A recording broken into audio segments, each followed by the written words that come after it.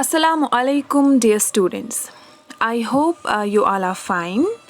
So, today, in your subject of social studies, religious and social movements, today our topic is about social reformers.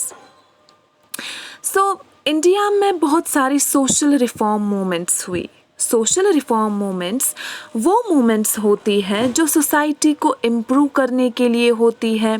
Society में जो भी social evils हैं वो ख़त्म करने के लिए होती है. तो बहुत सारे ऐसे सोशल रिफॉर्मर्स आए, कुछ लोग जो काफ़ी काबिल थे, जिन्होंने बहुत पढ़ा लिखा था, जो लोगों को अवेयर कर रहे थे इस चीज़ के बारे में कि हमें सुपरस्टिशियस नहीं रहना चाहिए. सुपरस्टिशियस बिलीफ्स क्या होते हैं? वो बिलीफ्स जिनका कोई लॉजिक नहीं होता है, जिनका कोई सेंस, कोई रीज़न नहीं होता है. फॉर एग्ज़ाम्पल, अगर बिल्ली रास्ता काटेगी तो हमारा दिन खराब जाएगा, या कांच अगर टूट जाएगा घर में तो बैड लक होगा. समझ आ रही है? तो इन सारे सोशल रिफॉर्मर्स में ज़्यादा जो इम्पोर्टेंट और फेमस थे वो कौन थे? जो भक्ति मूवमेंट के सेंट्स थे. सेंट्स कौन होते हैं? जो यही चीज़ें प्रीच करते हैं या लोगों तक पहुंचाते हैं कि हमें राइट पाथ चूज़ करना चाहिए जो हमारे लिए सही है. और ये सारी चीज़ें वो कैसे प्रीच करते थे? अपनी रीजनल लैंग्वेज में. रीजनल लैंग्वेज फॉर एग्जांपल जैसे हमारी कश्मीरी है, वैसे ही ये लोग अपनी रीजनल लैंग्वेज में, ताकि जिन लोगों ने पढ़ा लिखा भी नहीं हो उन तक भी ये बातें पहुँचे. जैसे कि इक्वालिटी की क्या इम्पोर्टेंस है, या हमें भाईचारा के साथ रहना चाहिए, या जो भी मॉरल वैल्यूज़ है वो हमें फॉलो करने चाहिए. ज़्यादातर इन रिफॉर्मर्स में इनका जो आइडिया था मेनली वो क्या था कि हमें फॉलो करना चाहिए वन सुप्रीम गॉड को. बहुत सारे गॉड्स नहीं हैं, सिर्फ एक वन सुप्रीम गॉड है. अब वो अलग अलग रिलीजन में अलग अलग जो लोग हैं या सोशल रिफॉर्मर्स हैं वो डिफरेंट गॉड्स को वन सुप्रीम गॉड मानते हैं. भक्ति सेंट्स में जो फेमस है दैट इज़ कबीर या मीराबाई, तुलसीदास ने ही एक बुक लिखी है रामचरितमानस. ये किनको पूजते थे? रामा को. ये रामा की वर्शिप करते थे. ऐसे ही एक और रिफॉर्मर थे स्वामी रामानंदा.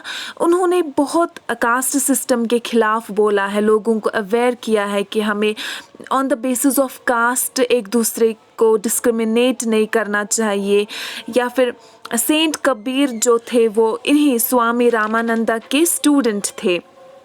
उन्होंने अपनी मैसेज स्प्रेड की छोटे मोटे कपलेट्स के थ्रू, जैसे शेर व शायरी अंदाज में, जिनको दोहास बोलते थे. उन्होंने एडवोकेट किया, यानी कि वो लोगों को टीच करते थे कि हमें सिंपल लाइफ फॉलो करनी चाहिए, हमें ज़्यादा एक्सट्रीम चीज़ों में नहीं जाना चाहिए. फॉर एग्ज़ाम्पल, हमें ये भी चाहिए वो भी चाहिए, यानी कि वर्ल्डली डिज़ायर्स जो भी है उनको हमें उतना उनकी और हमें उतना ध्यान नहीं देना चाहिए.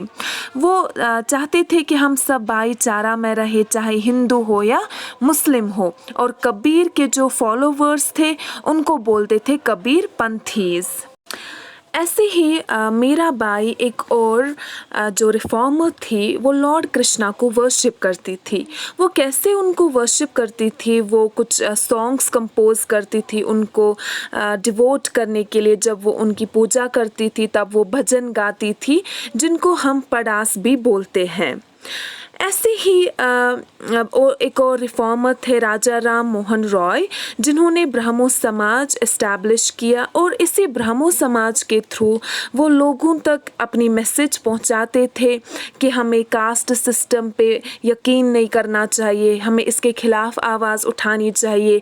या चाइल्ड मैरिज के ख़िलाफ़ इन्होंने इसी ब्राह्मो समाज के थ्रू लोगों तक अपील की कि चाइल्ड मैरिज आप ना करें. और जो सती सिस्टम है उसके खिलाफ भी इन्होंने आवाज़ उठाई. ये जो सती सिस्टम है, जो एक विडो को फॉलो करना पड़ता था कि उसको एक जब उसके हस्बैंड की डेथ हो जाती थी तो उसको उसी फ्यूनरल पायर पे अपनी भी जान देनी पड़ती थी। तो वे चाहते थे कि ये सारे जो सोशल इविल्स हैं ये ख़त्म हो। इसी का मतलब होता है सोसाइटी को रिफ़ॉर्म करना। और जो ये रिफ़ॉर्म करने आते हैं या जिनको ये आइडियाज़ आए कि हमें अपनी सोसाइटी को रिफ़ॉर्म करना चाहिए, उनको हम सोशल रिफॉर्मर्स बोलते हैं। So this is it for the day. This is the end of the chapter. We'll continue tomorrow. Take care. Allah Hafiz.